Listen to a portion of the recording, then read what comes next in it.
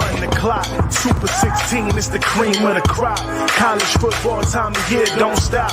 You're adding this guy. Just another go dome with the courage, heart, skill, and will. Bringing you the best 16. Serving up a plate for the football fiends. Breaking the best 16 college teams. Football fans, it's the show of your dreams. Ain't no bias, Chris Zorich breaking truth. Traded in the golden helmet in the past for a suit. With the tape, never lies. College ball, he's a stoop. Breaking the top 16, not the top 32.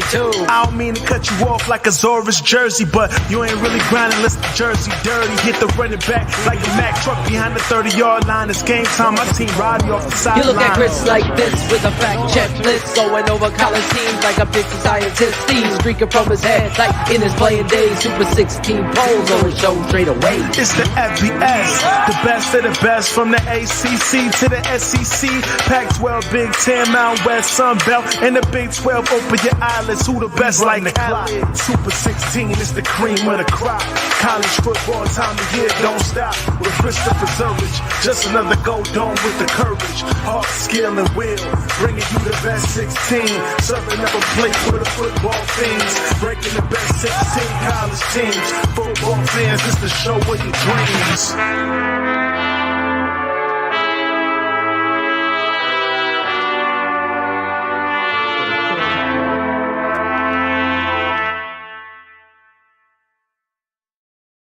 Welcome, everyone, to week 3 of the Super 16 poll show with Chris Zorich. The Super 16 poll was created in 2013 between the Football Writers Association and the National Football Foundation to get actually College Football Hall of Famers and football writers of the country get together and produce a poll. And I'm one of the voters. So that's how I became part of the Super 16 poll show. And that's how you have a chance to understand and watch the Super 16. I'm going to keep it 100. It's going to be exciting because we're going to have a chance to interact with some fans, get their thoughts, answer some questions. And when I talk about we, there's a team behind here. We have our new co-producer, Cherie, back there somewhere. You can wave or say hi. We also have Steven Johnson from Sci-City Sports. And my guy, of course, on the graphics, Ron G. And my partner in crime, y'all know him as he has a whole bunch of names. The Draft Doctor, DDP. Also, I know him as Phil Toshin. My boy, Phil. You ready to get this week going? What's up, Chris? How you feeling, man? I know you're excited because that team that is in Chicago, they actually had a W. So you're going to be very excited today, right? I'm all right. I mean, it feels like, what do you call it? Wow. Come on. I thought you were going to be pumped, You were there. You were at the stadium getting love from the fans as an alumnus. So the one thing I did not like, which kind of pissed me off, when Dalton got hurt, the fans went nuts. They went crazy, right? That's not fair, man. That is not fair. I totally agree with you. At all. I was calling out some Twitter blog boy trolls that are actually like doing fucking witches spells. Come on, man. This is a family show, forgot. Man. Come on, that man. Out, Cherie.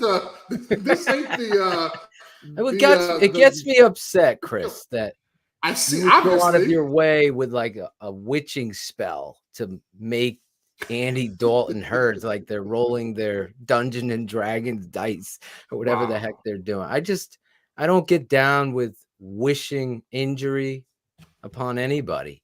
And I've had some guys that I completely dislike on that team that were starting and shouldn't have been, and I never wished injury upon them either. So saying it from a rabid football guy, I just don't like that. So to see it in the stadium for you must have been right. Well, but also a lot of those folks who were booing or you're cheering, and a lot of guys you're talking about are folks that have never played the game before, right? Because it's all about competition.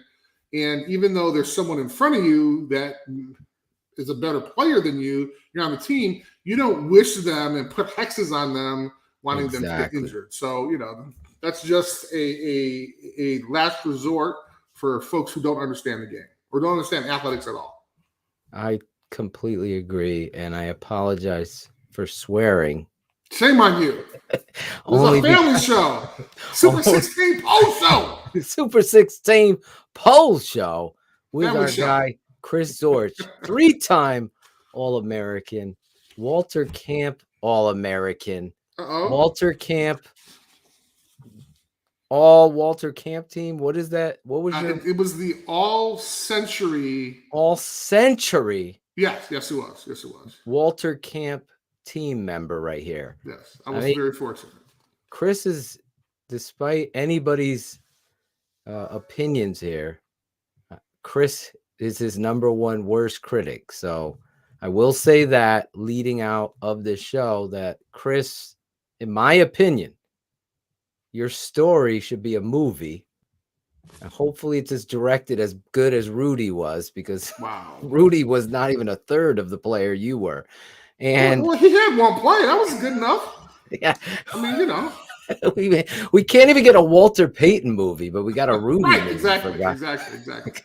But again, that you are a great football player. You don't like to hear that, but I really need to say that. The Rudy movie goes down in history in the annals of one of the best kind of inspirational sports movies out there. I mean, I prefer, over my opinion, love Rudy, but I kind of like the Brian Piccolo story with Brian Piccolo, Gal Sayers. Brian's song. That's exactly, Brian's song. That brings me to tears every time. So yeah.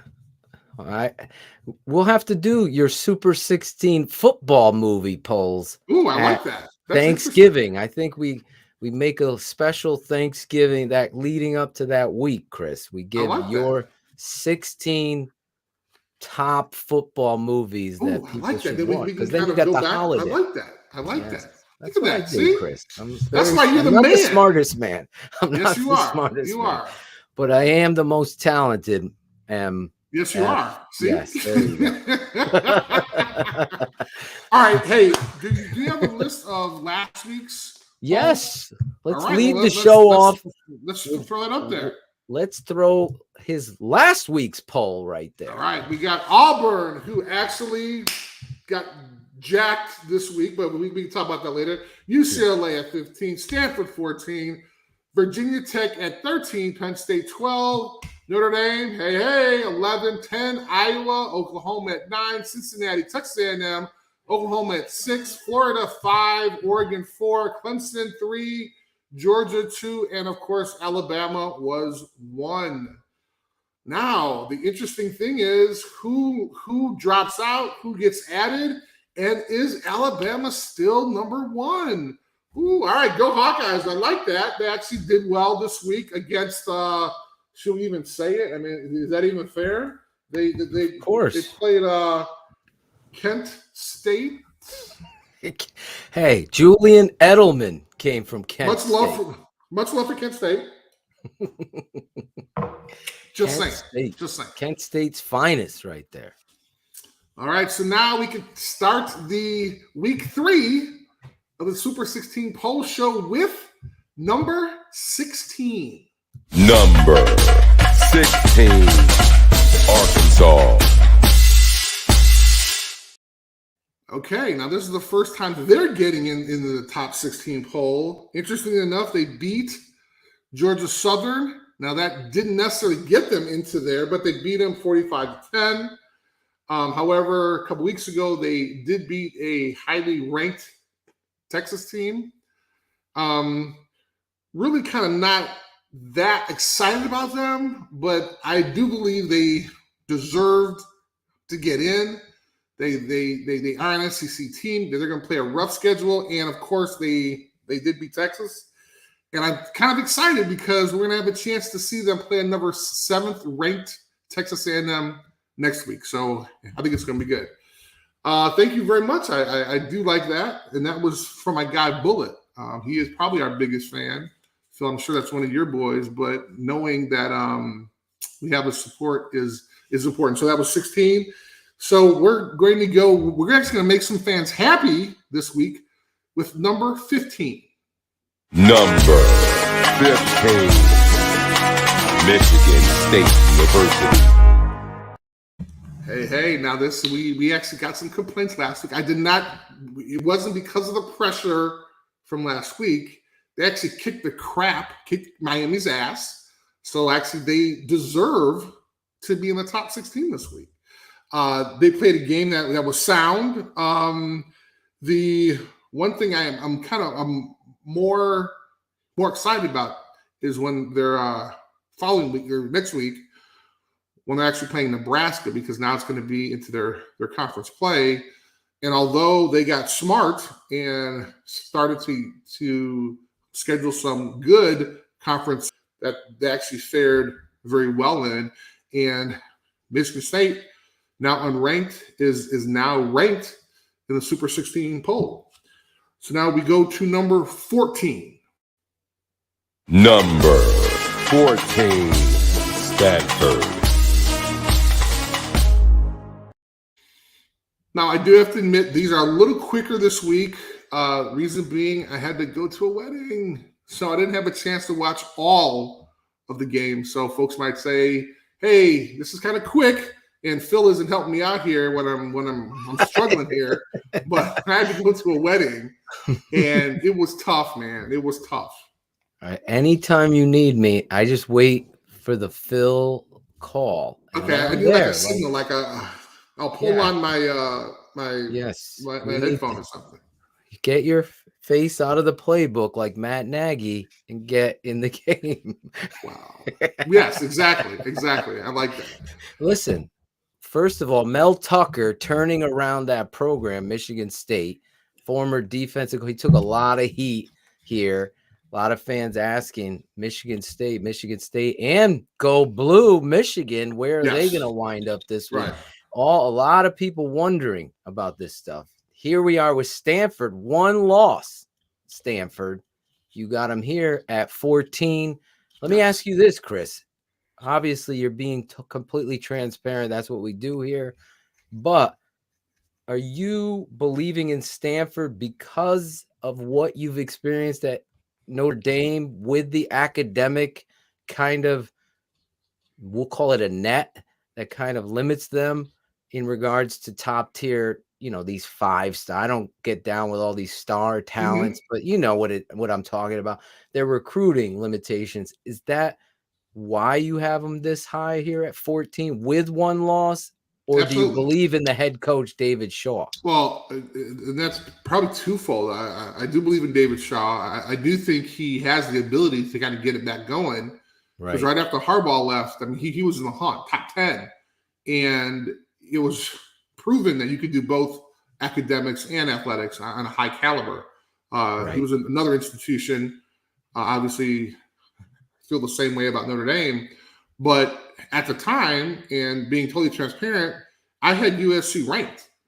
And I thought they were going to be a lot better than they were. But because of David Shaw and Stanford, Clay Hilton does not have a job now. So he was bounced. Right. He was fired.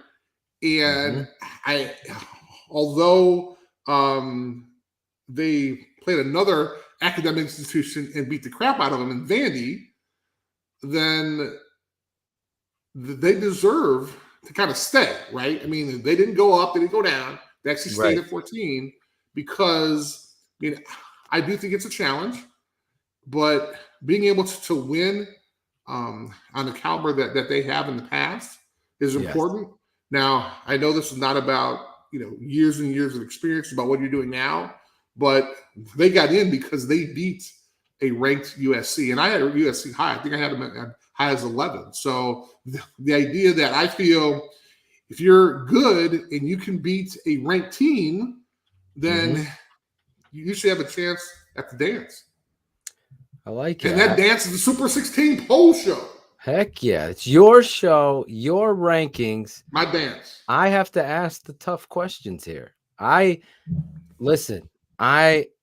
college football, if we need a Super 16, I'm coming up with these Super 16 jobs for you. I'm writing them down, I want your Super 16 I already got the movies. College coaches. I want to see your Okay. rankings of them. Top 60 of all time, or No, of who's in college All right. now, if you had to rank them, minus the team. Some coaches are amazing, like what's his name, Peterson, that was at Boise State. Mhm. Then he went to Washington. I just Right. felt like fundamentally, when you watched his team play, they did everything they're supposed to. They might not win. They were always played so fundamentally sound. They were so fun to watch. That's what I see in some coaches in college football. It would be interesting to get your take as a former All-American football player, played for one of the greatest coaches all time, Lou Holtz, who obviously preached fundamentals. David Shaw, to me, is in my top 5. That's how highly I think of David Shaw. I like it. Yeah, I'm keeping it 100 with you here, and I'm giving you more to go on here. The Super 16 Coaches Show. We'll do a special show. Yeah, we'll do a special. I got movies. I got football movies. You got football movies for Thanksgiving. The Coaches and I got Show. coaches. Maybe Halloween we'll do the Coaches Show. Wow. Okay. There you go. So now you've just taken away all my holidays there. I do appreciate that. Thanks. I'm sure people watching that too. Does Halloween fall on a Monday? It probably does, knowing us. Okay. All right. We got number 13. Number 13, BYU. Now, I'm excited about this one because I was kind of chomping at the bit for BYU. I'm a fan. Again, great academic institution. I really became a fan of theirs. I mean, I kind of knew about them for a while, but last year I think they really kind of stepped up. And that issue was having a chance to play Coastal Carolina last year and having a chance to kind of travel across country when they needed a game. Both teams needed a game, and they literally found one during the COVID craziness. And everybody assumed that BYU was going to go in there and roll up on a team that I think maybe started football, or I know they were FBS, I want to say maybe a couple of years ago. I'm not sure, but they just became they just got to play with the big boys recently. And so you have a chance to kind of go in there and, I mean, they're going to go out there and dominate, and they didn't. And they had quarterback Zach Wilson. Was that the quarterback, Phil? BYU last year? Now the first-round pick, starter with the Jets. Yes, you are correct. Yes. And he actually had an okay game. I mean, it wasn't like he was throwing up huge numbers. Right. And interestingly enough, they lost. But going into that, everybody thought, hey, we're going to have a chance to do something against the team. And so now it's an issue of, hey, what can they do? And they wound up traveling across country. Huge story, Sports Illustrated, ESPN, about how they had to actually pack the truck up, not even knowing if the game was actually going to happen. And they sent them out there, and everything happened. But I applaud them because they had a chance to beat 2 ranked teams. They just beat Arizona State. Right. And they were ranked in the top 25. They beat an Arizona team not ranked, but Utah State was ranked. And they actually had a chance to beat them. So very impressed with them. That's why they're debuting at 13 for me. 13 they debut. My buddy, my father's former captain, is the offensive line coach at Arizona State. Oh, nice. Oh, okay. Arizona State. He was telling me, wow, this BYU team is the real deal. So good stuff, Chris, here. BYU, Brigham Young, Jim McMahon, Steve Young. Look at that. Now Zach Wilson. 4 picks, though, this past week. Yeah, it's tough. All right, now we're coming in at number 12. Number 12, Notre Dame. Oh, Lord. This one hurt. This one really hurt. I wanted them to come out after being embarrassed by Toledo, being embarrassed by Florida State. I thought these guys were going to come out and put like 60 or 90 at Purdue, and that just wasn't the case. I think it's a combination of a lot of things. You have a new defensive coordinator. You have obviously a new philosophy there. You have, I think there's only one returning starter on the offensive line. That is huge. Obviously, you need some assistance. I think Ryan Harris, who actually does the radio broadcast for Notre Dame, who was an offensive lineman, talked about how they had already used 3 left tackles in their first game, in the first 3 games. So that's something that you shouldn't have to do. Tony, I agree, man. It's just tough. I mean, they should not be running the ball, and it's so hard to watch. And I had a chance to kind of watch 99% of the game. I missed maybe the first 2 minutes, but it was bad. Now, I say that to say it was a win. They have a chance to redeem themselves now. They're going to play Wisconsin next week in Soldier Field, and I think Are you going to be at that game? I am going to be at that game. I'm going to be tailgating beforehand as well. Okay. So any fan, I'm not sure where I'm going to be, but you'll probably see me playing bags and having a couple of shots around. Oh. Wow. I am so sorry about that. Hello. How you doing? This is Tony. Wow. Where are you going to be? So bad. That's so bad. That was like the loudest. That was like my parents' phone ring in 1987. It was like I actually have a rotary. It's actually a rotary phone. Remember? Yeah, exactly. Used to pray that your girlfriend didn't call past a certain time with that ring. You're terrible, man. I'm old school, man. I like my old school. You got notes, you got rings, you got rotary. I'm old school. At weddings, it was a rough one, man. This time, can you do the promo this time? I mean, what are we gonna do? We didn't even talk about the internet. I know you got the internet. The internet's up and down. We had 2 minutes here all day. They were here all day. It freezes right when he's talking about it. The upload was supposed to be over 30, which it was, but the download is not that great anymore. So I don't know what the heck is going on, man. Yeah, we're gonna tweak. We have to get Ron G over Ron there, G is in Vegas. He will be back home Wednesday.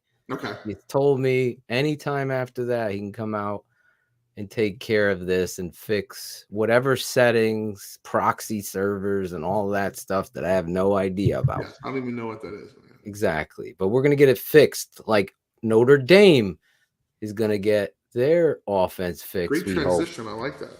Right there at Soldier Field. I mean, talk about history. When's the last time they played at Soldier Field? Did they ever? Last time they played, I want to say I think it may have been 2015, 2015. Because they played Miami there. Yeah. And of course I was at that game as well because it was in Chicago. And it's, I don't know, Tony. I mean, I'm not a fan of the 2 quarterback system and really can't understand why Brian Kelly is throwing in the freshman. I mean, really allow Cohen to kind of get his rhythm going. Let him be the starter. And granted, now I understand you want to throw him in at the end of the game when he can do kind of some mop-up plays. But as a whole, don't after the first or second series, don't throw him in there. I mean, give him a chance to get his rhythm going and everything. You know what I'm saying? I agree with you. You see it in the pros with your Bears, with the 2 quarterbacks and fans cheering for injuries and all this stuff. And then you see it with your hometown Notre Dame Fighting Irish. I'm with you, Chris. Cohn, to me, showed his worth in that first game, pulling his finger out of We were excited about that. 400 yards. Like, build around him. Don't have a player looking over their shoulder all the time when they've already proven that they can get things done. Is he, Is he Tony Rice running? No, but he's certainly throwing the football. I agree with you. I don't get it, but again, I'm not at practice there every day. I see the game. I've been watching Notre Dame very closely. I thought that edge rusher from Purdue, he's going to be a star in the NFL. Yeah. That's Well, a good and then football also player. to kind of get back on the quarterback situation. Yep. I mean, a lot of people have said that he's going to be a great running quarterback, and that's fine. But and other people say, hey, he's going to need some snaps. He can change up the defense. But in the same vein, you're not allowing Cohen to get his rhythm going. Right. And as you said, if he's looking over his shoulder all the time, what the hell? Exactly. Got to get more consistent, Bullets is saying. I agree with you. Just build around Cohen. Just let him grow. He's won you 2 games now, or 3. Again, they're not in the fashion that you want them to be, but I remember the 85 Bears losing to Tampa Bay in the second half, and all of a sudden they came back. Everyone forgets that. It's like you have to grow within the game, and then you see who you are. I like Just that. using that as an example here, as the greatest pro team of all time weren't hitting their stride until they figured it out. Do it with Cohen. Have some patience. And on top of that, I love the fact that he was able to pull his dislocated finger and throw a touchdown the exact next play. So I'm impressed. So what does Edward say? He says the big problem is Notre Dame isn't a power running. Cohen is the QB style fits a run first scheme. Yeah. Bray is more of an RPO guy. Reese loves the RPO scheme. See, and it's going to be interesting because even I forgot the back's name, but I mean, he's not that big of a kid. I mean, he's only like 205 or 210 maybe or something like that. He showed a lot of toughness. Kyron, Williams, anyway, but the idea that I mean, he's not your every down type of back. Now he's fast, great hands, huge fan. As a matter of fact, there was a couple of shows that talked about him winning the Heisman. Which is really crazy. Yeah, he's kind of on the Heisman watch. So, hey man, that's what happens. Okay, that's what happens. 3-time All-American, CBS Defensive Player of the Year, national champion. Hey, that's me. College football Hall of Famer, and number 1 in your heart. Maybe number 97 in your program. Oh, you have a good memory. I love that. Number 1 in your heart. That's Chris Zorich on the Super 16 College Poll Show. He's got Notre Dame ranked what? 12? Exactly. They dropped, man. I love it. They had to drop 1. You're holding people accountable. The unnaggy Chris Zorich. You are brutal. All right, now we're at number 11. Number 11, Florida. Now, they dropped 6 because of their loss to Alabama, but I kind of want to save all their comments for that Alabama Florida group. So I do think they're going to. I mean, it was a great game. Matter of fact, I had a chance to watch this game at the wedding. And literally, it was one of those things where the wedding was going on, and a couple of guys were in the back, kind of looking at their phones. But I'm going to comment when we talk about Alabama. However, they do have an interesting game coming up. Not a great game, but it is a conference game against Tennessee. So we'll now look at number 10. Number 10, Clemson. Okay, now this one hurt as well. You know I'm a huge fan of Uwe Uguglian.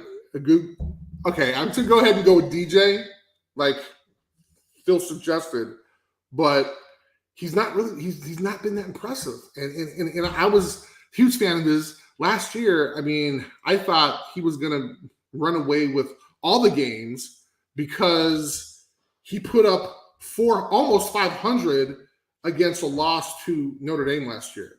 So I'm assuming this year he's going to be rolling, but he only had like 120 or something, or maybe even less against Georgia Tech, and they only beat him by 4 points.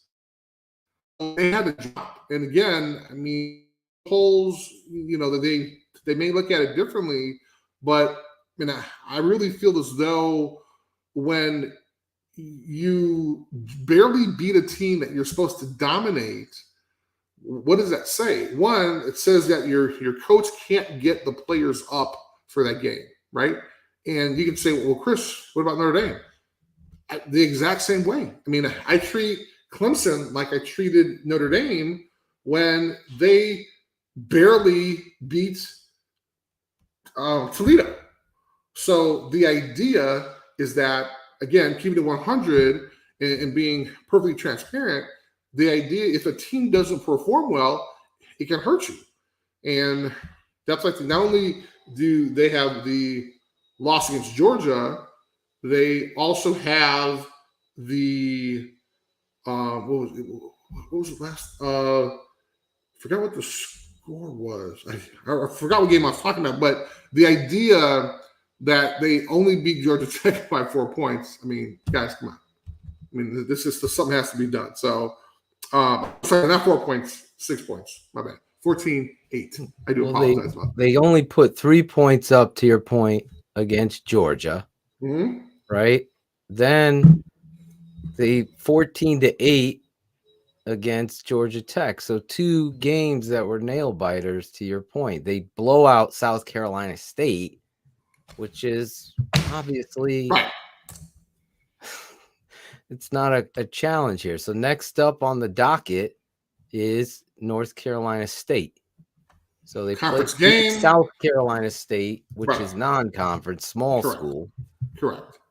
And so, again, this is going to have a chance. We'll have a chance to see how they'll fare in their conference. But also, I mean, Georgia Tech's in the ACC.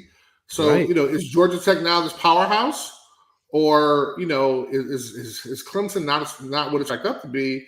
And I think we're seeing that Clemson's definitely not what they're cracked up to be, which is amazing because, like myself, I mean, everybody across the country, we thought they're going to be competing for another national championship with that group of 4 that's always around on the top 5.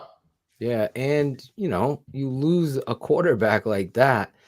I'm with you 100%. We said it on week 1 of the Super 16 poll show. Neither one of us were impressed with DJ, and he continues to struggle in the mental processing of the game. You might have all the athletic talent, but when you watch him, and I was watching the first half of that game, and I'm like, this guy's just not feeling where he needs to go with the football. And that holds you back. You thought maybe that first week jitters, then you get warmed up against South Carolina State, then Georgia Tech comes in, and you're showing you're not ready. So I love what you're doing here. I really do. Well, it's not like they lost, but you're holding them accountable.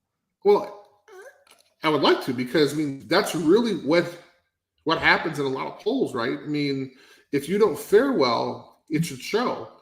And when you're again, and I hate to sound like a broken record, but when you don't do well against an unranked team, then you should pay for it. I mean, you should be responsible for it, because that's why I think ranked teams have a bullseye on their back.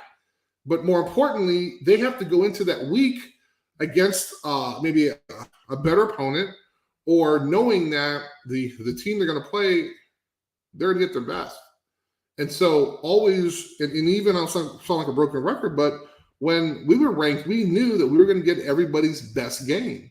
And it was going to be kind of their bowl game or their Super Bowl, playing a number 1 ranked Notre Dame or a number 2 ranked Notre Dame. So the idea of these ranked teams having to play, perfect games against opponents is important, but again, you're supposed to be able to dominate those important. So again, I'm going to go back to what Oklahoma did against Akron. I think it was 62 or 60 to 7 or something like that. So the idea is, again, play the game that you know and don't play to your competition.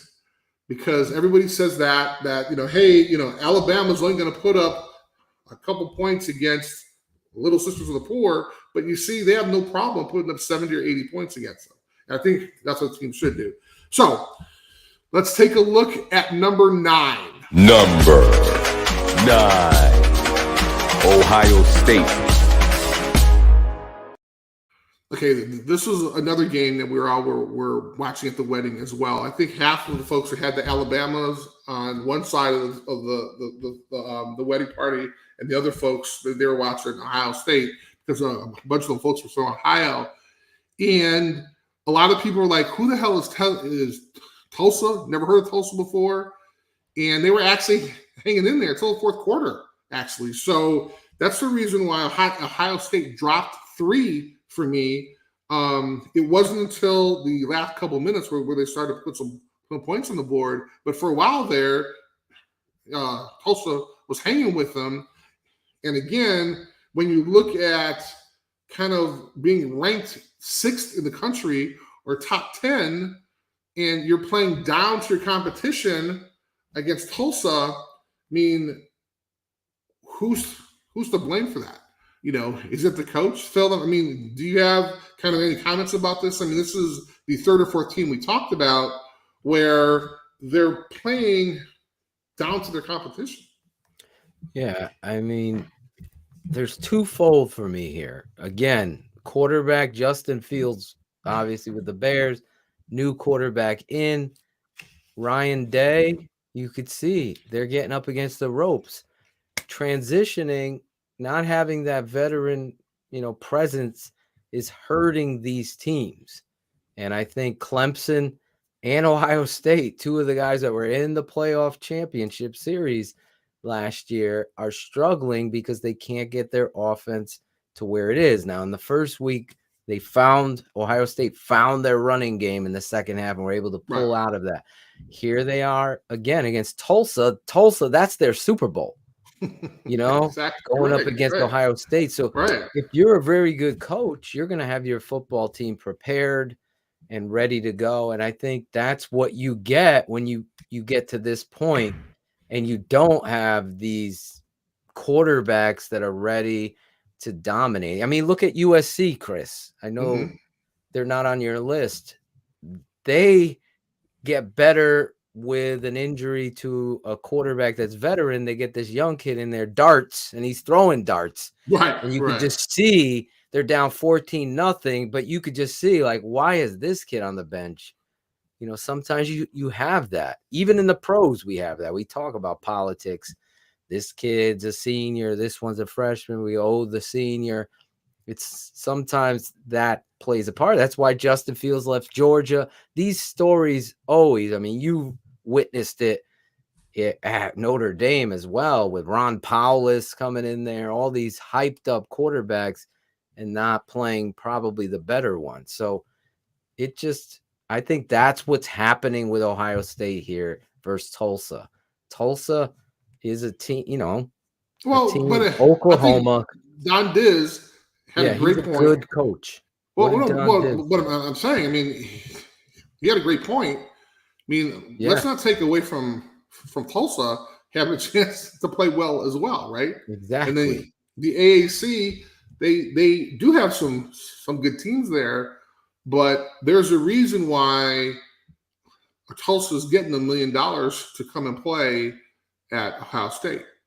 Exactly. And those are the games that, your non-starters are supposed to have a chance to get some experience, which you talked about before a couple weeks ago.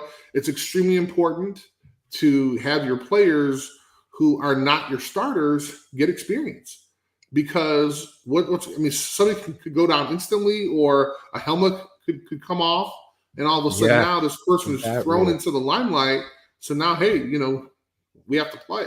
And so the idea of having these teams, and again, at the expense of kind of the smaller teams. I mean, this is what's going to happen, and so you're always going to see that, but it gives a chance for these better teams to kind of get their non-starters some play. Yeah, I agree. It challenges you. I think Edwin's right, Lopez, when he said there isn't a big Goliath, even though Alabama had a scare on Saturday, they still pull out of that game. But still, Florida proves that Alabama isn't unbeatable. You Right. could beat them. Exactly. It's all about making plays. Bill, I love this comment here. If you're listening, it's kind of ironic. Algebra has a solve for X, a solve for Y, but this show is about the big Z, the top 16 Z. Big Z for Zorich. I love that, Bill. The Super 16 poll show. All right.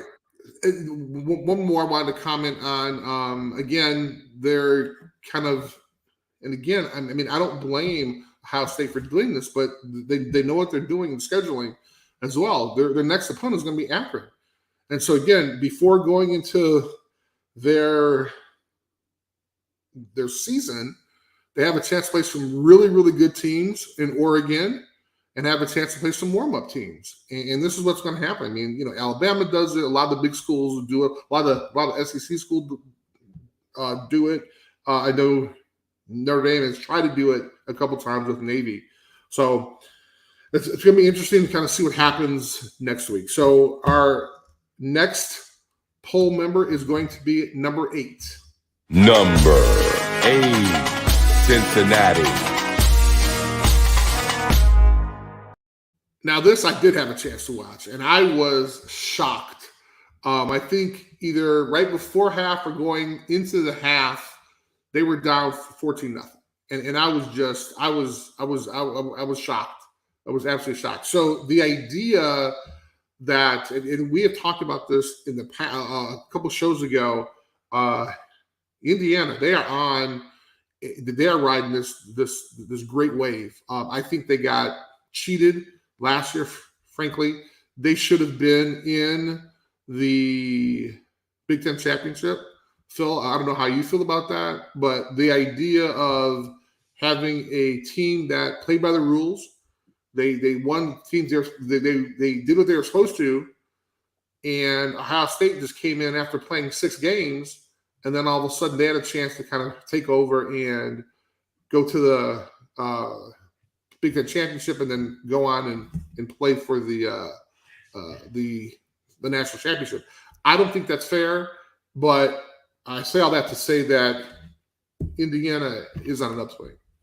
Yeah, I don't remember the story behind it. I vaguely remember. Yeah. So catch me up. Because of COVID, I know Justin Fields filed the. So what happened? Well, what happened was, toward the end of the season, and again, this is kind of controversial. Yep. In order to qualify for the Big Ten's rules, they needed to play Michigan, and that was going to be the last game of the year. And then Michigan had a case of COVID, so now they can't play the game. And what their rules said before that said that if you can't play the game, sorry, you're out. Meaning Ohio State only had a chance to play 6 games. And so, and Indiana, I think at the time, played their full schedule at the time, I think. Mm-hmm. And so now you had a team who had, again, played by the rules, had some great games last year. Indiana had a great season last year.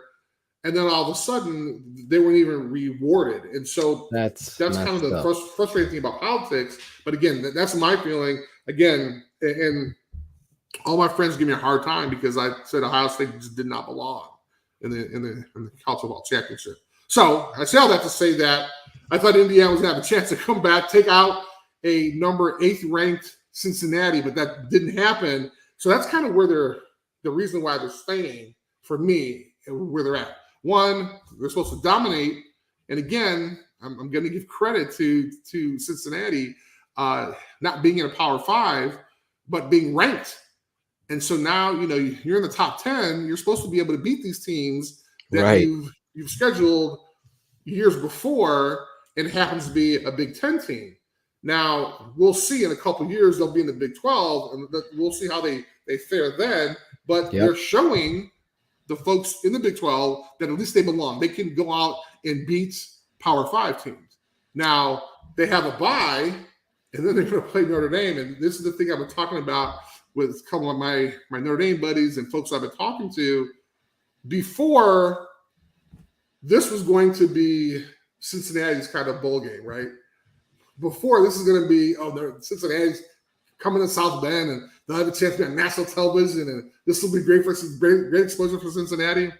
Now, Notre Dame's dude, oh my God, it's going to be Notre Dame's Super Bowl, right? It's going to be Notre Dame's bowl game, because they're going to have a chance to possibly beat their highest ranked opponent, which needs to happen. But it's going to be interesting because Cincinnati has that bye before going on to play Notre Dame. And as you mentioned before, Wisconsin's going to be playing Notre Dame. So it's going to be interesting, although I'm not looking forward, past Wisconsin. Right. But I think it's going to be interesting that they were smart enough to schedule a bye week before they played a really, really, well, at the time, I'm sure they scheduled a really good Notre Dame team. So it's going to be interesting.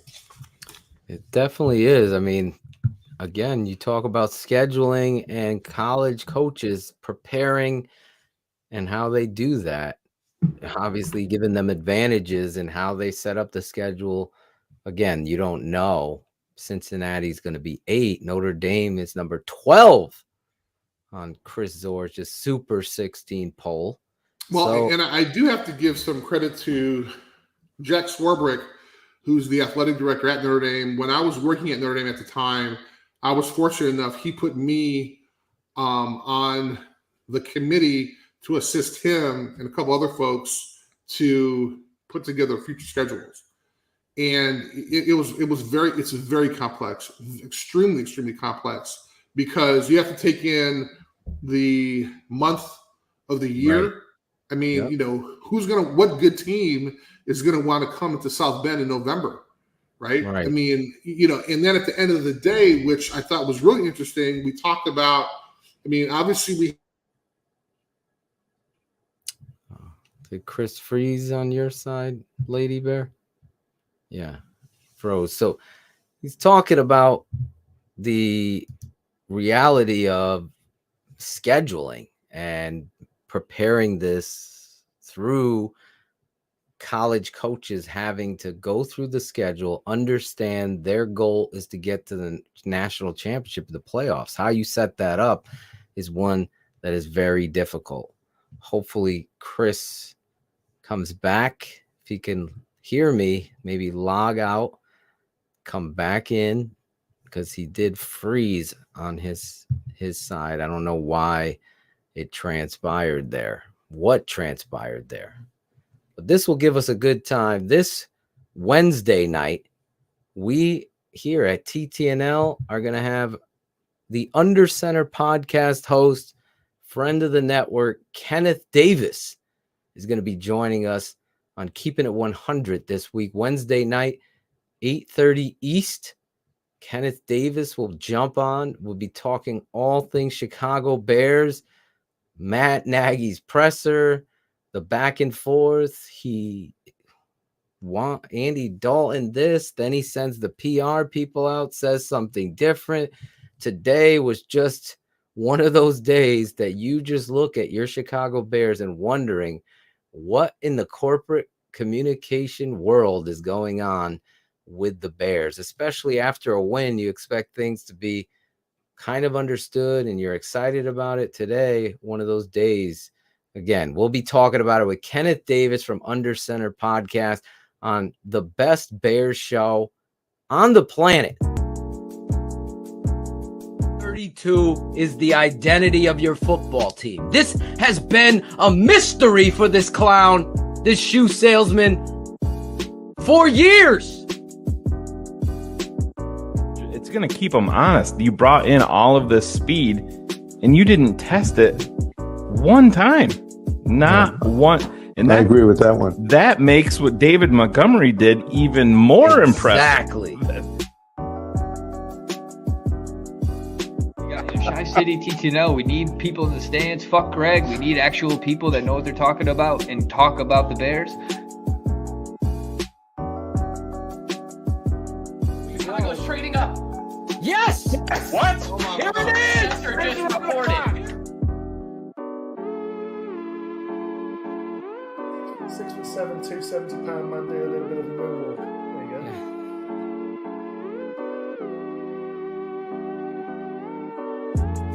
Throw something in Smoke there. weed I don't know every what the day. fuck's going on, but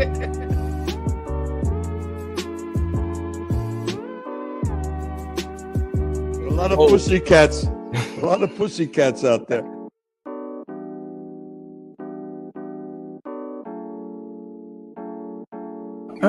blame it on the bubble wrap. You know what I mean? Like I feel like this. Right. The starters were unprepared because of lack of contact in the preseason.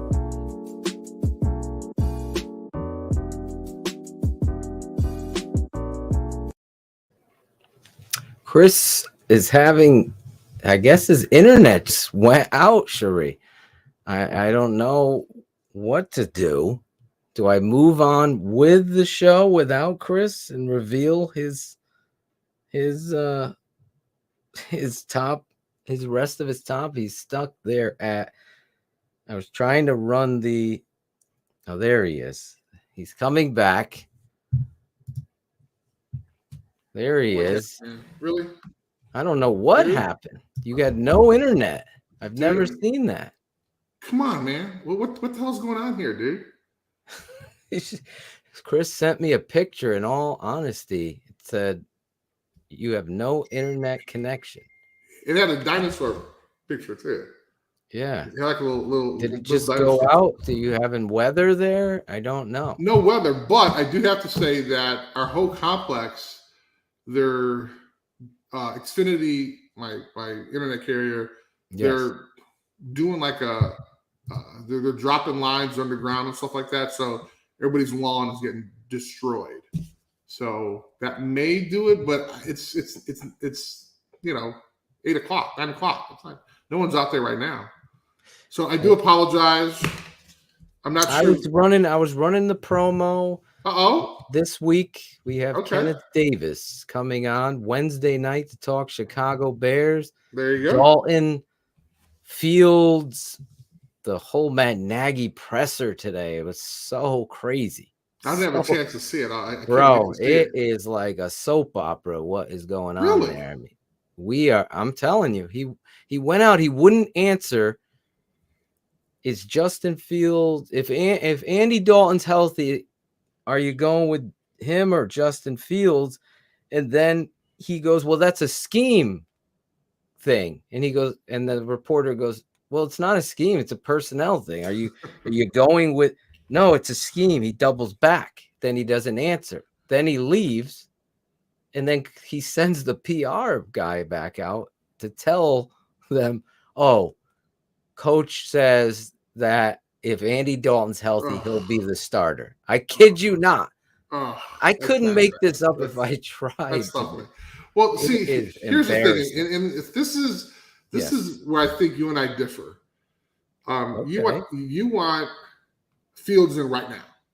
Mm-hmm. I do not. I want him to learn. Did he freeze again? I think Justin Fields froze your internet. He did not want you saying that. No, I'm just saying because you can't put, if he's not 100% ready, right? And in other programs, other picks, they might be ready. But you have someone who's proven, yes, then I just feel that you shouldn't send a person out there just to win you a game or two when they're not ready. And I don't necessarily think he's ready. I would totally agree with you if we had a competent head coach. We don't. And I'm dead serious about this. This guy is all in the whys and asking the questions. And you were right, by the way. Dion Miller was outstanding. Oh, yeah, she's awesome, man. She's awesome. Great. Just a ball of energy and knowledge. But the reality is she was right. She's right. I'm right. You're wrong. And this is why, because Coach Nagy was afraid. He didn't know he was going to get Justin Fields. So they lucked into that, right? You made a promise to Andy, but as a football coach, you have a responsibility to not Andy, but to the 90 guys that are competing to be on the team. I agree. So when you then decide we're not going to open this competition, we're going to just go with Andy. You're going to learn that you are just a fragment of Andy Reid. You're going to follow. No, there's millions of ways to do things, and always be about competition and consistency. He's just not. He doesn't have accountability. He doesn't create a competition. Would have given Justin Fields moments and preparation. We've caught him in so many lies that it becomes a trust thing to the fans, and it becomes a football thing to me. I know Andy Dalton's a competent quarterback, but if you had an open competition, that would have propelled learning. It would have propelled understanding. Look no further than John Harbaugh. John Harbaugh understands we're not running my offense. We're running the offense that suits the players. Just like you were talking about with Notre Dame, that's what Nagy has to do. He can't even figure out. He's always talking about the Y's. Well, David Montgomery is the only player on the team that has a Y in his last name. He is also the identity that has a Y in it. There you go. Use 32. Don't take him off the field. There's my little sermon and little mini rant, a Bears rant tonight. A Bears rant. Oh, wow. I didn't think that was going to happen. Again, after a win, I didn't think that was going to happen, but thank you very much. Chris, are you tired of the Bears being a punchline on Saturday Night Live? Or are we going to actually start doing what winning football programs do? Like, I'll tell you this, Chris. Last point, and then we'll move on to the poll because your internet seems to have survived. For now. Hopefully. But if Kyle Shanahan was here, with the Chicago Bears, he would understand we're going to have a quarterback competition. We're going to draft whatever, and this is what we're going to do. The running game is going to open up the passing game, and I'm going to do what my talent do. I don't put square pegs in round holes. Sure. I don't say, hey, Chris Zorich, you're 6'2" or 6'1", 280. We're going to run you're going to play nose guard, and we're going to run a 50 defense. Chris ain't going to hold up. Right. Chris is going to get blown out there with two guards doubling him. And then everyone's going to say, that guy Zorich stinks. He's awful. That's the coach putting Chris in the – this is the same thing with the quarterback position. Let's drop back and let's throw the ball. What did Justin Fields do? He put the game away by scrambling. He did. They came back into the game. He saved the game by that scramble where he's just showing his immense talent. But anyway, I digress here. His amazing internet is back. And we are, Chris, just to remind you, we are at number 7 in your poll. Well, thank you. But I would like to say, Ralph, wow. I mean, Ralph is harder on Clemson than I am. He doesn't think they belong at 10. Man, what do you think they belong? Man, I only got 6 more spots. Ralph's got 2 names that both are fun after Saturday night. Ralph Barf, aren't those Ralph? Okay. Love that. All right, so we're on number 7. Number 7, Texas A&M. Again, they played New Mexico. They're supposed to beat New Mexico. They beat them 34-0. Again, not really kind of excited about this game, but again, a lot of the non-starters had a chance to get in at the end of the game, which y'all have heard me before. I think is extremely important. You want that game experience. I think a huge test is going to be against Arkansas, which we talked about at 16. So having a chance to kind of see those teams compete now that Texas A&M is into their conference, I think it's going to be great.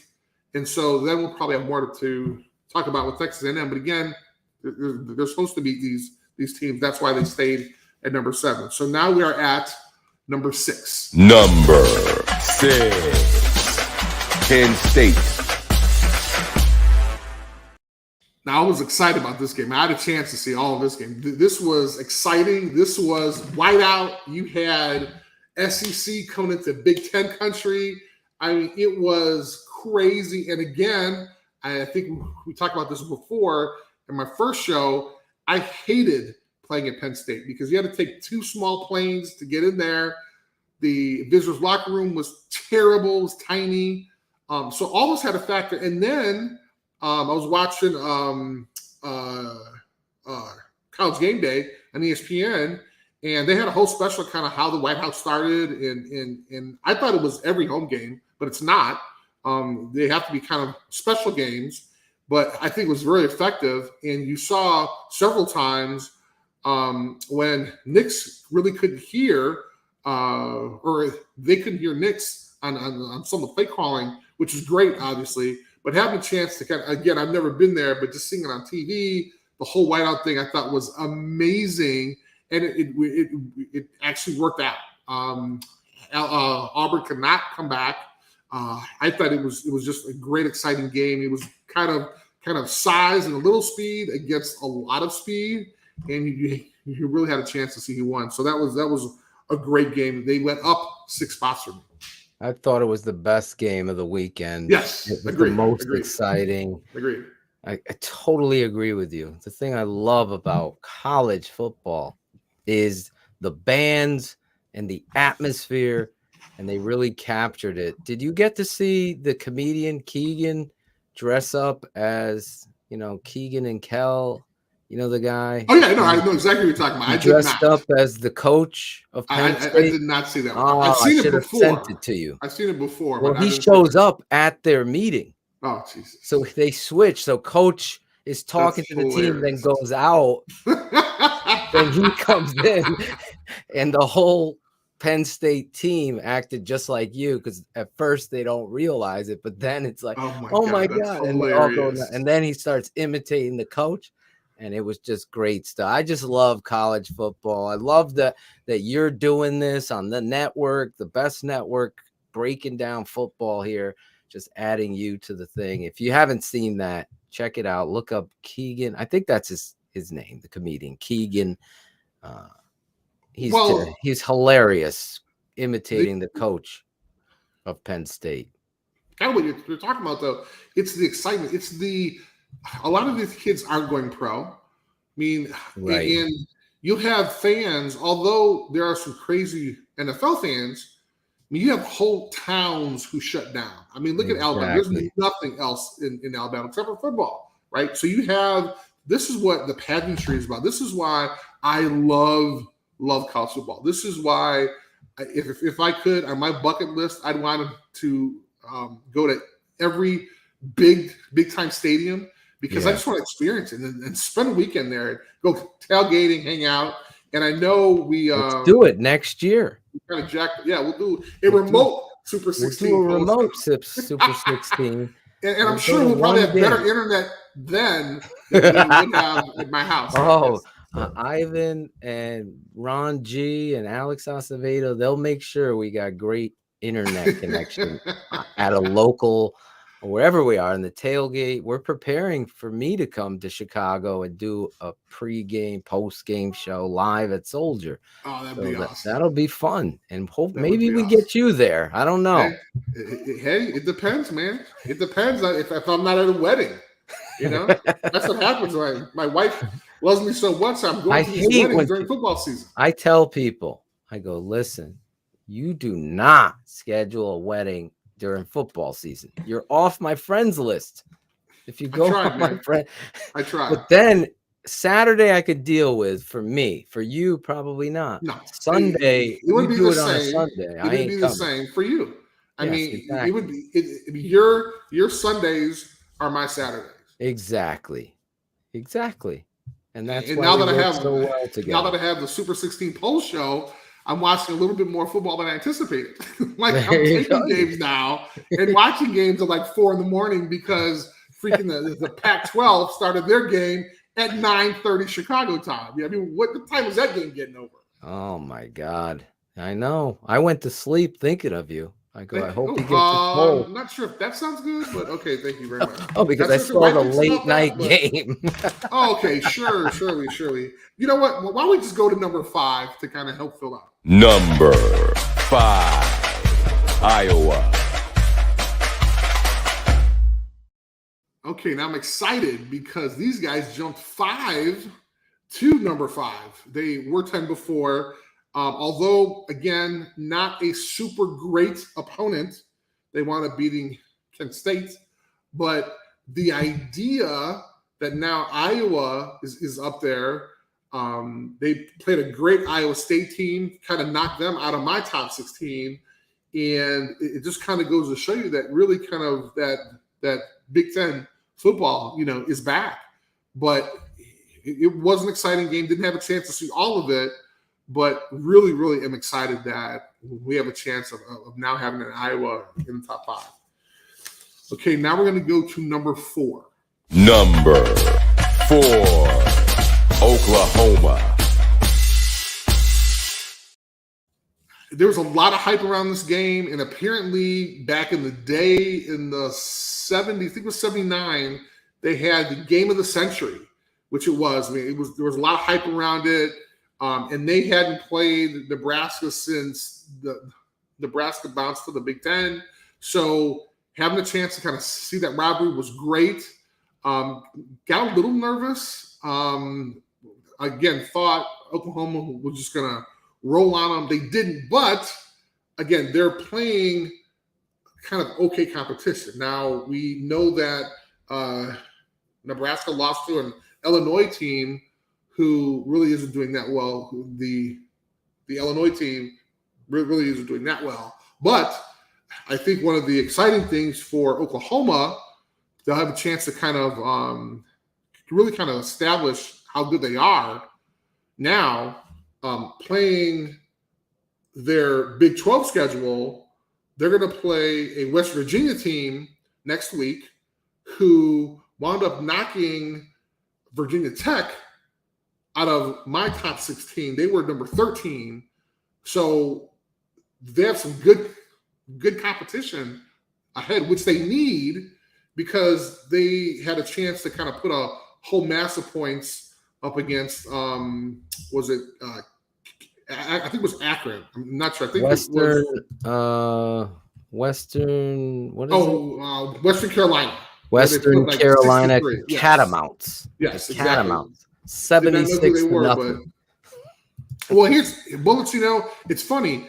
Going into this, I had a bunch. I was really, really high on Rat. I mean, I think eventually he's going to prove us right. I think he's a good competitor.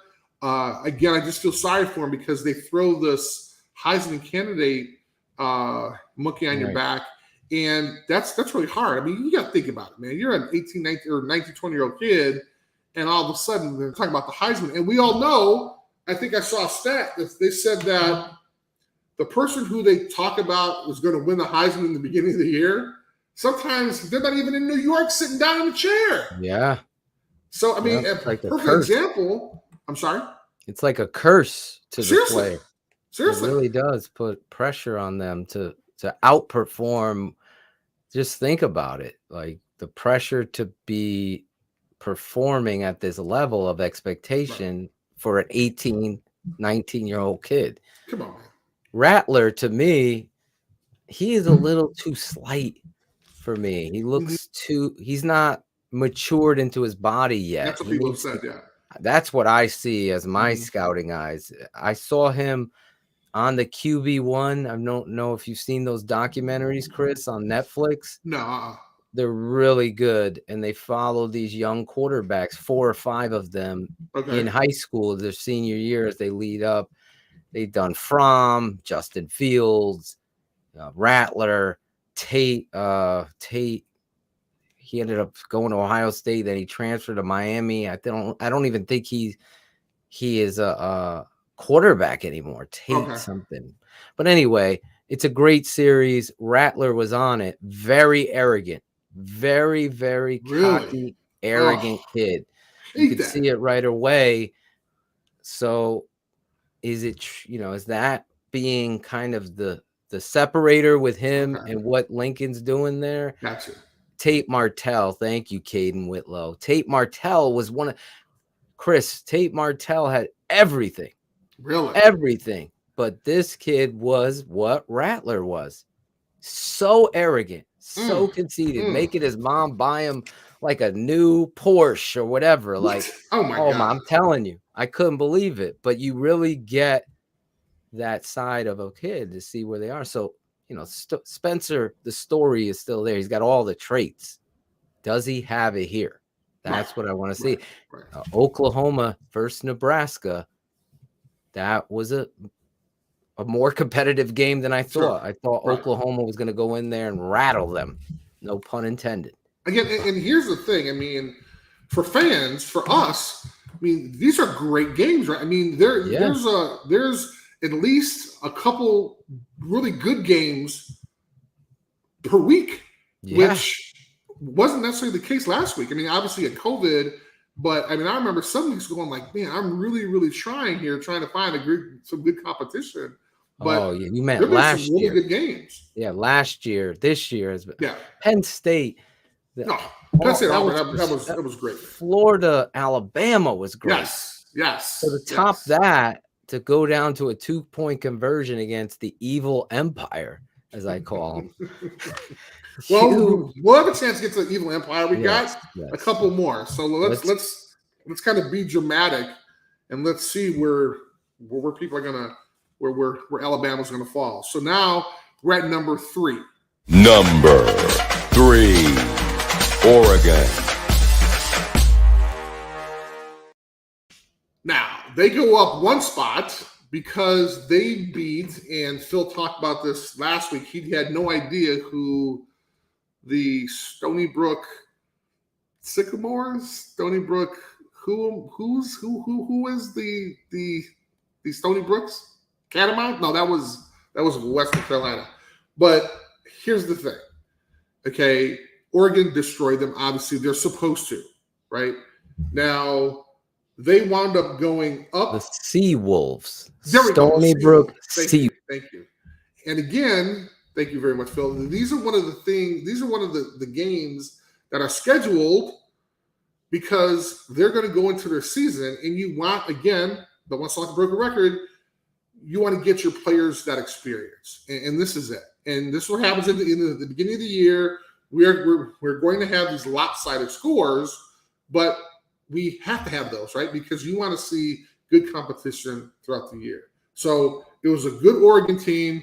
They only go up one, but now their next opponent is going to be Arizona, and they haven't won a game yet. So again, these are games that we expect. Oregon, we expect good teams to win. Now, we just don't want anybody to get hurt. I mean, that's really the thing. So let's go ahead and play as many people as you can, but let's just not get folks hurt. So we're going to go to number 2. Number 2, Georgia. All right, now this is exciting. They actually played a comparable SEC team. Well, when I say comparable, maybe not ranked comparable, but it was a good SEC team, and they beat them decisively. So this is what they're supposed to do. Obviously couldn't go up one. I didn't want to drop them down, obviously, but I think, this is Georgia does not have, they're not going to play any more ranked teams. And we actually talked about this. This side of the SEC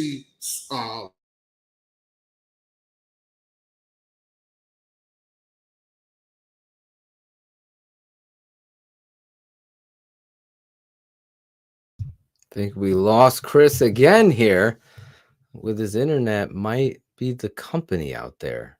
affecting Chris's internet. Listen, I can't control the internet. Chris, if you can hear me, do the same thing, boot out and boot back in. But he's just talking about the SEC and what it is that they're going to have to do as they go forward. And listen, the SEC has a brand of football that clearly has an advantage when you have the likes of Georgia and Alabama, LSU, Auburn. You get all those SEC teams flowing in there, and you are able to get, a level of football where the Ole Misses, Vandies might miss, no pun intended. You get these big time programs that are recruiting. So go ahead, Chris, with where you were here with Georgia. First of all, I do want to apologize again. When we do the remote thing, we're probably going to have better internet service. We're going to fix Xfinity. Ron G's already texted me from Vegas. He's like, he's dying. I'll be there. Let me come, please. Absolutely, Ron G. We definitely will need your help here. Again, talking about Georgia, these are teams they have to beat. Good competition. Now, they're next. I heard Phil talk about Vanderbilt. Yes, that's their next competition, but this is their conference, and they're not going to play another ranked team until the SEC championship. Which again, give them that experience. They will not go down in the polls, obviously. So it's going to be interesting to kind of see how this kind of all shakes out. So we're going to go to our surprise. The best player I've seen on defense this college football season. That defensive tackle from Georgia. Oh, my God. Yes. Number 99. Yeah. Let me tell you, I forget his name. If someone in the chat, I should have his name. I had his name written down, but I didn't bring that notepad with me. I left it at my job, to be transparent. But this kid, Chris, you talk about a dominant force. I mean, when you talk about a beast, I haven't seen 6'6", 340 pounds move like that. I don't know when. I have never seen. I mean, that is an athlete at that size and speed. I mean, we've seen Albert Hainsworth and some of these bigger guys that were strong at the point of attack and very athletic. Calais Campbell was very athletic. And this kid is an even more twitchy athlete than Campbell was. And Campbell's a big dude. I think he's 6'7", Campbell. But this kid's 6'6", 340. You have that kind of interior defensive lineman, you just destroy. Jordan Davis. Thank you, Tony. There you go. And Edwin, you both get credit. Jordan Davis. Remember that name. I'll tell you right now. If I was drafting, he dominates inside. You talk about Aaron Donald-esque. This guy's 5-6 inches taller than him. Yep, exactly. He's a beast. Exactly. But anyway, I just wanted to add to the show. Thank you. I do appreciate that. And more importantly, I'm going to give him a bunch of defensive tackle love because I do love our defensive players. But we're now, and it's going to be no surprise, unfortunately, but we have number one. Number 1, Alabama. Man, you want to talk about a great game. Phil, you got to come in for this. This was, I mean, I'm sitting here kind of cheering during a wedding and kind of like freaking out. Right. And kind of like, oh, no. And I mean, this was in Florida. I mean, the fact that they were able to compete really kind of got me excited in one hand, but also realized, you know what? Maybe Alabama's reign is not that not going to last that long. So I got excited. And what I think is great is that you have two great teams have a chance to compete against each other. But more importantly, kind of that level of competition which is going to show you a great game, right? Even Right. when Alabama beat Miami, this was not even comparable. Yeah, you felt like a fight. Remember Mike Tyson? And I love Mike Tyson, but you knew like in 35 seconds he's knocking somebody out, right? So the anticipation was almost better than the fight. Sure. And for that one moment where it was just like explosive power.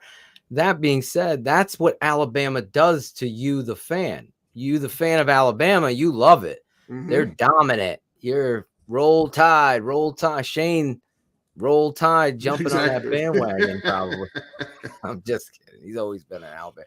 But the reality is, I root for the underdog too. And I think everybody with a vested interest from Notre Dame or Stanford, Michigan, Michigan State, whoever you root for, you're cheering for Florida to knock out the evil empire because they've been so dominant. Right. Now, to Bullet's point, to your point, I saw some other people, they're beatable. That's what that says. They're human. In that game. They're human. Exactly.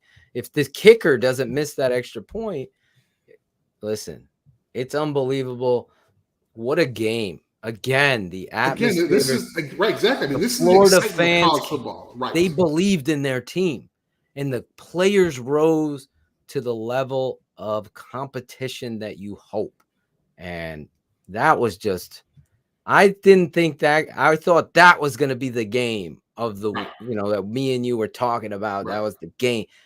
Penn State, to me, that was amazing. It was delicious. That's how I would say. It was like, I just love college football so much. And to your credit, I get to watch more football. My wife, awesome. I got homework. I got homework, right? She's like, bullshit. Get out. Go mow the lawn. I don't care about your homework. Listen, go mow the lawn. I was mowing the lawn, listening to USC on my headset, mowed the lawn at night, and during the day I was watching the game. I got to shout out ESPN, the app, so I can stream these games. There you go. Watch it. I really do. That's important. Anyway. Well, amazing game. That's what gets me excited because we're still able to kind of root and be excited for these teams that may have this great run, but there are a few that have a chance to go out there and really kind of show them what they can do as well. And again, conference games, great competition, but more importantly, great exciting games that aren't. Well, there was such a different situation from last year. I mean, there were some games not like this. I mean, now we're seeing really exciting games kind of week in and week out. So I'm very, very excited about that. And that's why Alabama was number one. And again, great competition. This is going to help Alabama when they get down, maybe in the SEC championship, play more tougher opponents. It's also going to help Florida now. They know they can hang with Alabama now. So that's going to give them confidence to finish out their year. So, it'll be interesting to kind of see how this is going to play out with the college football playoff system that we have now. But to kind of go off a little bit, let's have a couple minute discussion about kind of what you think about the possibility of them going to, was it 12 teams or 16 teams for the college football playoff? So I think that's going to be exciting because if you think about it now, you're going to, and this is what people were saying, the reason why you had 4 teams, people aren't going to like what they're going to see with more teams. Because, and this is it, this is this SEC bias that we all hate. I mean, you're going to have, and I think I was talking to one of my boys, if you do 12, 6 of your teams are going to be from the SEC. And before, you're only going to have a chance to get one, which is that SEC champion. But now, if you opened it up, you're going to get 6. So we aren't going to see the Cincinnatis. We aren't going to see the Coastal Carolinas. Think, if you open it more, you have a chance for other teams to get in. and this is again, this is me being honest. This is me, truly being transparent. You're going to see a bunch of SEC teams in there, and folks aren't going to like it.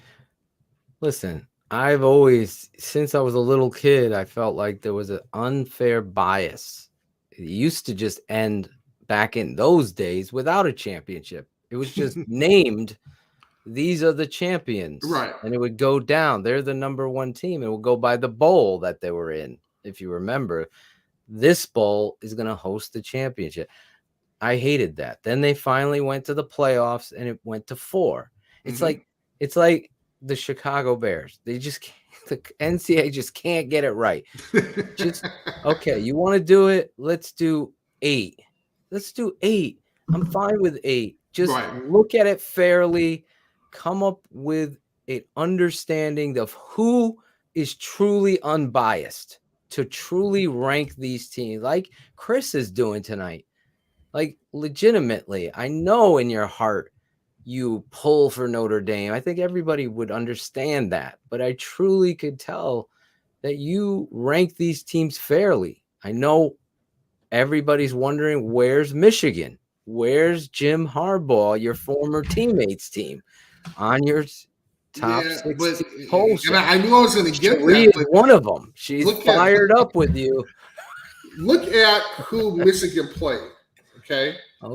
They played a Washington team who lost to, what was it, like a division, just made it a Division II school or something. I know it's not Division II school, but it was, who was it? Was it oh my God, I said it last week. Where's Bullets? Cherie might know and remember. But so they beat a team like that. I can't remember who watched it. They beat Western Michigan 47-14. Okay. Then they played Washington, beat them 31-10. Right. Where Notre Dame only beat Toledo by a certain point. Right. And everybody was so Northern excited. Illinois, 63-0. Right. So everybody's so excited. Yeah. Hey, Michigan's 3-0, and that's fine. Yes. But let's look at the competition. So if Western Michigan, okay, so we're gonna talk about the MAC schools, right? Right. So it's a MAC school again. Love the MAC. Love some of the coaches there. The athletic directors, they're great people. But are they supposed to compete against Michigan? No. Okay, so that's a supposed to win game.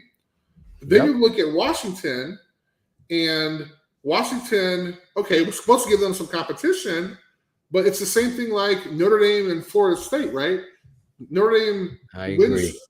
They barely beat Florida State, but then Florida State turns around and loses to who they lose to? They like South Sycamore State or something like that, or they got beat. Right. So underdog. And this so that's kind of my philosophy. So and believe me, I have my best friend Rick DeLeon loves a Michigan. They got beat by JSU. Jacksonville State Gamecocks. Okay. That was Florida State losing that game. My boy is on me for Michigan not being in the top 16. Got to be honest, though, man. I got to, keep it 100 and let folks know why. So I like you. I'm just speaking for those people that I know are hating on Chris, like Cherie shaking her head, wanting her Michigan. But to Chris's point, let me just give you Michigan fans a little props to Chris. Their next game is Saturday versus Rutgers, who's unranked.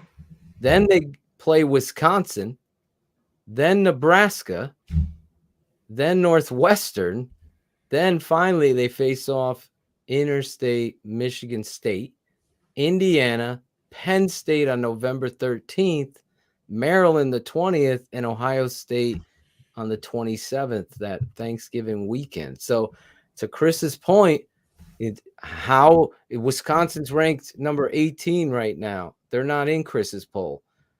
What other game ranked? It's all the way to October 30th, Halloween weekend. So Halloween's on a Monday, Chris. We'll be doing it live here.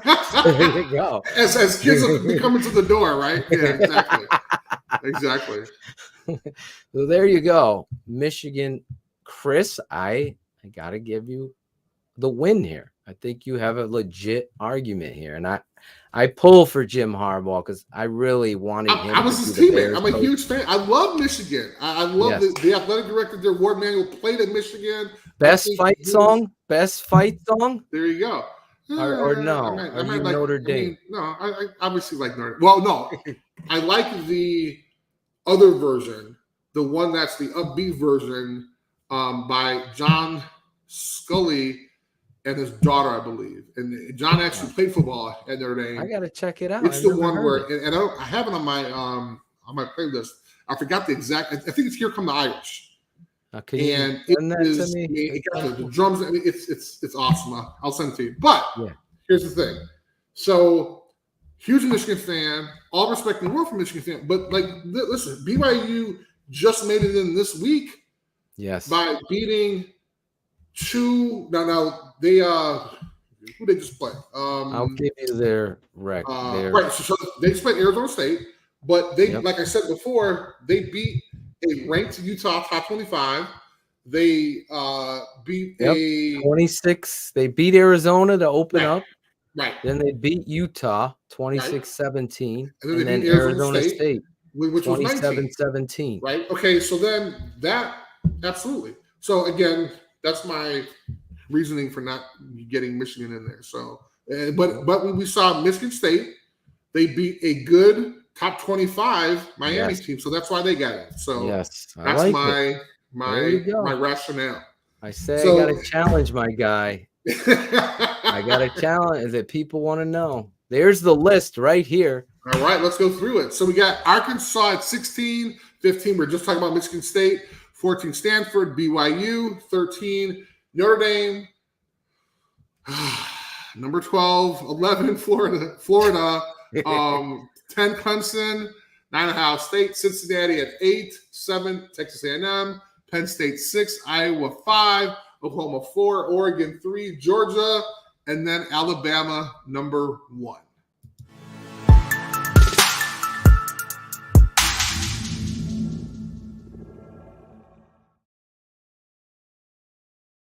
And I think these are going to be as exciting as they were last week.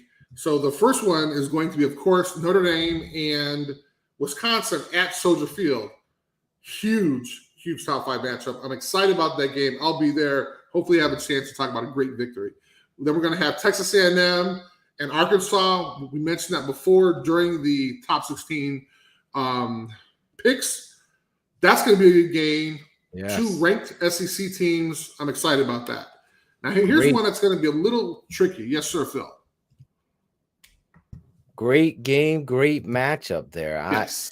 That game is something. Arkansas has shown me a lot of pride and toughness. Just watching them, they really. So I want to see how they fare in this big matchup. That's really going to be exciting to see where they line up. They're in your top, they make their debut here at 16. Yep. So how do they play? I'm excited about that game is all I really wanted to add to that. Yes. And I think, and I'm going to say, watch out. Arkansas has been putting up a lot of points, and we saw Texas A&M just beat Colorado. So, who knows? I think that may be one of those kind of interesting picks we'll have a chance to see. Now, another one, we got West Virginia, Oklahoma. Again, Oklahoma should blow the pants off of West Virginia, but West Virginia beat a ranked Virginia Tech team. So that's one that I think everyone also knocked them out of your poll. Yes, they did. So we should have some poll knocker-outers as well. Now, and again, this was kind of a hard one to kind of look at. We have Florida against a okay Tennessee team. I don't think there's going to be an upset here. I'm just excited to see how Florida bounces back from such an emotional loss against Alabama. Yes. And my last one is going to be LSU, Mississippi State. These are 2 unranked teams, but I think LSU needs this victory because it's been kind of a really frustrating year for LSU. A lot of folks, even myself included, had them ranked really, really high. and they've not done very well. So I think this game is going to be a great game for them to hopefully kind of get back on track. Again, conference play. Hopefully they have a chance to do well against Mississippi State. So those are my exciting Big Five matchups. I love your Big Five matchups. College football is back, ladies and gentlemen. This is the Super 16 poll show. Every Monday night, Chris Zorich comes on here, reveals his Super 16 teams in all of college football, breaking it down from the All-American, three-time All-American's point of view, former Notre Damer, as you all know, and former Chicago Bear. Right here. By that time, I will have better internet because of Ron G. Ron G will be coming out there to fix the internet issues. We apologize for those tonight, but yes, we do. It is a live show, and we do everything live. There's no script. No script. It's on a script. There's no script. Finally got it in there. I love it. Finally got it in there. Finally got it in there. And listen, we roll with the punches here. I really enjoy this show because, you know, everything we do on the network is always draft, free agency, Chicago Bears focus. So for you as a former Bear to focus this football outward and bring every fan from every part of America or the world that roots for these college teams and really breaking it down, it gives everybody here at our network a leg up as the Bears always go into the draft. So you'll be very more educated watching these games every Sunday. Like we got Gustavo, he's all the way in Brazil and he watches the Bears every week. Now he's learning about the college football side of things, how teams are built, and who better to learn it from than Chris Zorich. I hope you guys love this show. But before we end, we always end on Zorich's final thoughts. Thank you, sir. So the final thoughts for this week, and this is kind of a holdover from a couple weeks ago. There's a gentleman by the name of Dylan Gibbons, who was an offensive lineman for the University of Notre Dame, graduated, and went to Florida State. And there was a kind of a big write-up about him, about what he decided to do with his opportunity through the NIL legislation. And for those of you folks who might not know what the NIL stands for, it's name, image, and likeness. A lot of folks have kind of created some great opportunities for themselves, sponsorships, appearances, make a ton of money. What Dylan decided to do, there's a young man that he befriended over the years when he was at Notre Dame, Timothy Donovan. And I forgot exactly what disease he has, but he's been in a wheelchair since he was a little kid. And him and Dylan became friends. And amazing story. So as soon as, I think it was in June of this year, as soon as the NLI took effect, he actually put up a GoFundMe page and kind of used his name, image, and likeness to promote this. And he wanted to get Timothy from the South Bend area to see him play against Notre Dame. So they had a chance to get into Florida State. So they raised somewhere around about $30,000 or $40,000 to assist them to do that. They did. It was great. The young man had a great weekend. So did his family, and it was really kind of touch and go for a while there because he had some complications maybe a week before the game, and they weren't sure if he was going to be able to make it. He wound up making it. And it was just a great story, but it just talks about kind of the courage and the maturity of Dylan. I mean, this is a kid who is still in college. I call him a kid. I think he's 21, 22 years old, but he's an incredible young man. Not sure what I was doing. Not sure if I was thinking like this. Phil, I don't know what you were doing when you were 20, 21, but here's a young man who took on the responsibility of kind of using his name, image, and likeness to benefit someone else. And it was great because some sponsors saw what he was doing and they wound up donating a bunch of money to the GoFundMe. And the money that was left over now is assisting the family in having their home adapted to the wheelchair that Timothy needs. Awesome. So it's a great story, and that's what I think is kind of special about kind of this whole college environment. Although you hear great stories about folks doing amazing things in everyday life, here you have a young man who could have been out getting endorsements, making a bunch of money for himself or his boys, and he decides to use that type of opportunity to help this young man. And then he wound up starting a foundation. It's called Big Man Big Heart. You can check it out at bigmanbigheart.com, where he's still taking funds, and he has a podcast. This is Dylan Gibbons, great young man. I've listened to it. Eventually, I'm going to have him on my podcast, Awesome. on the Chris Zorich podcast. But what I think is great is that here's a young man. I mean, I'm 52. I got a podcast. This guy's 22. So this guy's like doing this, has the maturity level of really kind of taking advantage of these opportunities that he's given to really help other people. I think that's so special. And I know we talked about the young man, McKenzie, because that was a great story. Florida State quarterback. Right. Great story about kind of overcoming that adversity.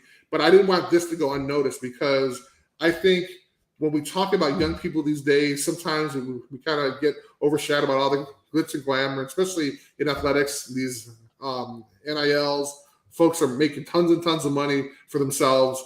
But here you have a young man who's deciding that he wants to help other people in that fashion. And he talked about, so I encourage folks to go listen to his podcast again, or excuse me, go to his website. They have a chance to listen to the podcast there. But what he'd like to do is have a big man, big heart representative kind of on each college campus, which I think is great. And this is a young man, 21, 22 years old, thinking about this. So those are my final thoughts. And I love being able to kind of share kind of these underdog or these kind of stories that really make you think and understand that there are people behind these helmets and shoulder pads. I love it. I heard it, and it's a heart warmer, and it's about football. Football is so instrumental in my life, and I'm raising my sons in the same vein that my father raised me. They're playing flag, and I'm coaching them now, and I just see how it reaches young people. And when you have a disability and you're unable to play, to be able to cross that line and understand the bridge that you can build by just going out of your way to reach out to someone is a mature showcase of a young man, but also it takes a lot of empathy and compassion. And we need more of that in this world. There's no doubt about it. So I love the fact that every show, Chris talks about something near and dear to his heart that involves college football. This story not being short of that. That said, make sure that you go follow Chris Zorich on his YouTube channel and check out his podcast. He's always having some amazing guests, former Notre Dame players, business people, graduates from the school, talking about football, politics, and everything else that Chris talks about on his podcast. As a TTNL head, Chris is part of the family. Truly believe that. Best network. Chris is my favorite Irish, and he was a Bear. DDP is family and has my loyalty. This show was awesome. I love you guys. Thank you, Edwin. I appreciate that. Thank you. And again, I want to apologize to you in particular. Yeah, you had some great comments, but again, I apologize about my internet. Hey, did you ever play at West Point real quick before we close out the show? I think the games that we played, I think may have been always at your place. Always at your place. There were a couple times. The Meadowlands or Philly, right? Yep. I really want, when you come out here, I want to bring you to West Point so you and I can watch a game together. That'd be cool. It is the most amazing That experience would be cool. I've ever had. And I'm going to bring my sons there. My cousin, Kevin, he was the one who initiated. He's like, you got to come. And my father had been there in the 80s. Okay. Me and my wife, she was pregnant with the twins at the time. It was a trooper. Oh my It was God. just gorgeous, though. Beautiful fall day. You're in this valley with a river, and you're overlooking it. It's like a cliff. It's like in the mountains, and there's just a vibe there. And let me just tell you, you got to experience that one time in your life. If you ever get out here, those of you listening, if you ever do get out on the East Coast, that Army game, Army football is truly amazing stuff to witness. That being said, I love Chris Zorich. Subscribe to the channel. You can see him here on the Tape Never Lies Network, as well as his YouTube channel. If you're a fan of us, please give Chris a like and a subscribe. Smash the like button. Chris, we're going to make sure that next week's show, we go on here early and make sure we broadcast it from your Twitter page as well. Oh, I like that. Okay. Yeah, we haven't done that. All so right. I want to make sure we do that. Obviously, this is week 3. We're going to clean up the internet stuff with Chris. I promise you. I promise. We're going to get after it just like the Bears got after the Bengals. The Chicago Bears play the Cleveland Browns this Sunday. We will be live on Bears Hour Live right after on TTNL. We've already got almost 10,000 views on Bears Hour Live for yesterday's show. So that's where this network is going. I hope you TTNL heads continue. I know you love the Bears, but you got to tune in every Monday night, 8:30 East, to the Super 16 Poll Show with Chris Zorich. Chris, great job tonight. Guys, we'll be back Wednesday night on Keeping It 100 with Kenneth Davis from the NBC Sports Under Center podcast. He'll be coming on talking all things Bears. Final thought here.